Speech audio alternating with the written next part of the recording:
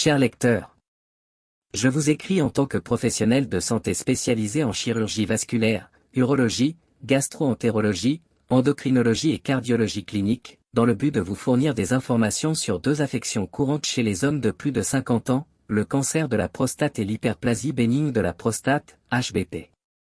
Le cancer de la prostate est l'une des formes de cancer les plus courantes chez les hommes. Il survient lorsque les cellules de la prostate se développent anormalement et se multiplient de manière incontrôlable. Au fur et à mesure que la maladie progresse, elle peut provoquer des symptômes tels que des difficultés à uriner, des mictions douloureuses, des douleurs dans le bas du dos ou le bassin, entre autres. Il est important de noter que, dans certains cas, le cancer de la prostate peut être asymptomatique, ce qui rend la détection précoce essentielle pour un traitement efficace. Por otro lado, la hyperplasia prostatica benigna, HPB, est una condition en la cual la prostata se agranda, es lo que puede causar síntoma urinario como aumento de la frecuencia o urgencia para orinar, dificultad para comenzar a orinar o para detener el flujo de orina, entre autres. Bien que l'HBP ne soit pas un cancer et n'augmente pas le risque de développer un cancer de la prostate, elle peut affecter considérablement la qualité de vie d'un homme. Il est important de noter que le cancer de la prostate et l'HBP peuvent être traités efficacement s'ils sont détectés tôt. Pour cette raison, il est essentiel que les hommes de plus de 50 ans subissent des examens de dépistage réguliers pour détecter toute anomalie de la prostate. Ces tests peuvent inclure un test d'antigène spécifique de la prostate, PSA, un toucher rectal, ERD, ou une biopsie de la prostate. Concernant les traitements disponibles, ceux-ci peuvent inclure la chirurgie, la radiothérapie, l'hormonothérapie, la cryothérapie, la curithérapie, entre autres. Le choix du bon traitement dépendra d'un certain nombre de facteurs, dont le stade de la maladie, l'état de santé général du patient et ses préférences personnelles. En conclusion, le cancer de la prostate et l'hyperplasie bénigne de la prostate sont deux affections courantes chez les hommes de plus de 50 ans qui peuvent affecter considérablement leur qualité de vie. Une détection précoce et un traitement efficace sont essentiels à sa bonne prise en charge. En tant que professionnel de la santé, je suis disponible pour répondre à toute question ou préoccupation que vous pourriez avoir concernant ces conditions et leur traitement. J'espère que dans le livre il y a 72 questions très intéressantes qui peuvent vous aider à comprendre et à traiter cette maladie et que je vous les présenterai avec grand plaisir. Je vous informe que dans le livre il y a 72 questions très intéressantes qui peuvent vous aider à comprendre et soigner cette maladie et que je vous les présenterai avec grand plaisir. Au cas où vous seriez intéressé à acquérir le livre, dans la description de la vidéo, je laisse mon email afin que vous puissiez l'acquérir, pouvoir effectuer des paiements via PayPal ou pour toute question que vous pourriez avoir. J'espère que tu aimes. 1. Qu'est-ce que le cancer de la prostate? 2. Quels sont les symptômes du cancer de la prostate? 3. Quels sont les facteurs de risque du cancer de la prostate? 4. Comment diagnostique-t-on le cancer de la prostate? 5. Est-il possible de prévenir le cancer de la prostate? 6. Quel est le traitement recommandé pour le cancer de la prostate? 7. Comment le cancer de la prostate affecte-t-il la vie sexuelle des hommes? 8. Est-il possible de guérir le cancer de la prostate? 9. Quelles sont les options de traitement disponibles pour le cancer avancé de la prostate? 10. Qu'est-ce que l'hyperplasie bénigne de la prostate, HBP?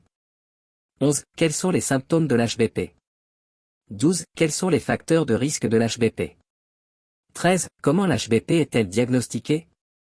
14. Est-il possible de prévenir l'HBP? 15. Quel est le traitement recommandé pour l'HBP? 16. Comment l'HBP affecte-t-elle la vie sexuelle des hommes? 17. Est-il possible de guérir l'HBP? 18. Quelles sont les options de traitement disponibles pour l'HBP avancé? 19. Quelle est la relation entre l'HBP et le cancer de la prostate? 20. Les symptômes de l'HBP peuvent-ils être similaires à ceux du cancer de la prostate? 21. En quoi l'HBP est-elle différente du cancer de la prostate? 22. Est-il possible pour un homme d'avoir à la fois une HBP et un cancer de la prostate? 23. Comment l'HBP est-elle traitée chez les hommes qui ont également un cancer de la prostate? 24. Est-il nécessaire de traiter l'HBP si un homme a un cancer de la prostate? 25. Qu'est-ce qu'une biopsie de la prostate? 26. Comment se déroule une biopsie de la prostate? 27. Une biopsie de la prostate est-elle douloureuse? 28. Combien de temps faut-il pour se remettre d'une biopsie de la prostate? 29. Quels sont les risques d'une biopsie de la prostate? 30. Est-il nécessaire de faire une biopsie de la prostate si les niveaux de PSA sont élevés? 31. Qu'est-ce que l'antigène spécifique de la prostate, PSA? 32. Comment le niveau de PSA est-il mesuré? 33. Est-il possible d'avoir un taux de PSA élevé sans avoir un cancer de la prostate? 34. Quels autres facteurs peuvent affecter les niveaux de PSA? 35. Dois-je passer régulièrement un test de dépistage de l'APS? 36. À quel âge un dépistage PSA est-il recommandé pour les hommes? 37. Est-il possible que les niveaux de PSA chutent sans traitement? 38. Qu'est-ce que la chirurgie robotique du cancer de la prostate? 39. Comment se déroule la chirurgie robotique du cancer de la prostate? 40. Quels sont les avantages de la chirurgie robotique pour le cancer de la prostate? 41. Quels sont les risques de la chirurgie robotique du cancer de la prostate? 42. Combien de temps faut-il pour récupérer d'une chirurgie robotique pour le cancer de la prostate? 43. Qu'est-ce que la radiothérapie pour le cancer de la prostate? 44. Comment se déroule la radiothérapie pour le cancer de la prostate? 45. Quels sont les avantages de la radiothérapie pour le cancer de la prostate? 46. Quels sont les risques de la radiothérapie pour le cancer de la prostate? 47. Combien de temps faut-il pour se remettre d'une radiothérapie pour le cancer de la prostate? 48. Qu'est-ce que l'hormonothérapie pour le cancer de la prostate? 49. Comment fonctionne l'hormonothérapie pour le cancer de la prostate?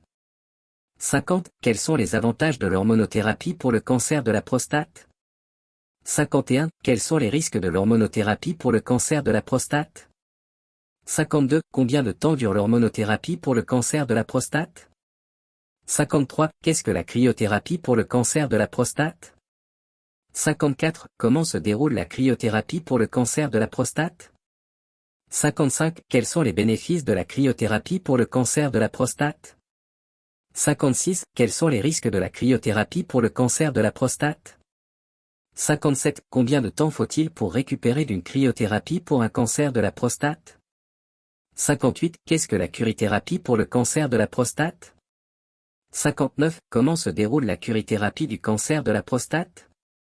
60. Quels sont les bénéfices de la curithérapie pour le cancer de la prostate? 61. Quels sont les risques de la curithérapie pour le cancer de la prostate? 62. Combien de temps faut-il pour récupérer d'une curithérapie pour un cancer de la prostate? 63. Qu'est-ce que la prostatectomie radicale?